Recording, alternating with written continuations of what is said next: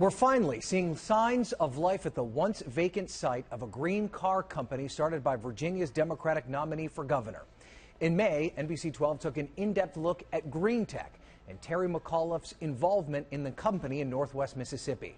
Well, for the first time, we get a look inside this private company, but that visit was only granted after we were approached by a former employee who saw our initial report and told us he was concerned that the startup venture was not headed in the right direction. In July of 2012, the picture of GreenTech Automotive was a car company on the verge of revolutionizing the industry. But now we start full factory production, and at full capacity we can make about a car an hour. But according to a worker who was there, those lofty goals were nowhere near reality. We were worried, scared. A lot of us were scared for our jobs. This worker asked us to protect his identity. He describes himself as a happy employee who never missed a paycheck. But he was constantly worried that what the company was telling the public wasn't actually happening inside. We were told, when we first went in the fall of 11, we were going to build 100 by Christmas. Well, that didn't happen. Then we were told we were going to build X amount through the year of 2012, and that didn't happen.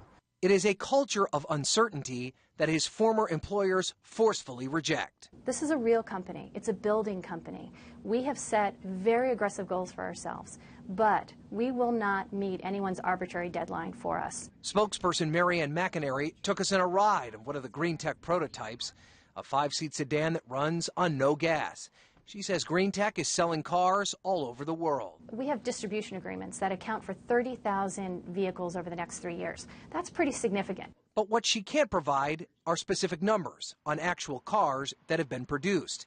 The former employee told us that in his more than a year and a half on the line, maybe 30 cars were built, and most of them never left the building. They would take everybody and put them out on the line, and we would stand over the car with tools in our hand and look like we're doing something to the car, but we wasn't doing anything. The worker claims the company had them put on a show for what he believed to be foreign investors.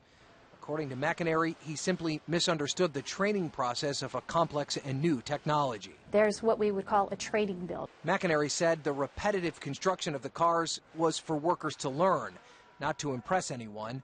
She claims no investor has toured the facility in Mississippi since that big kickoff in 2012. I started worrying about my future mid-part of 2012. The worker tells us he left the company on his own accord because he was concerned about the lack of progress. It's a concern McInerney believes was unfounded, as the future of the company, she promises, remains vibrant. And we have much more on GreenTech and its role in the race for governor up right now on our political blog, DecisionVirginia.com.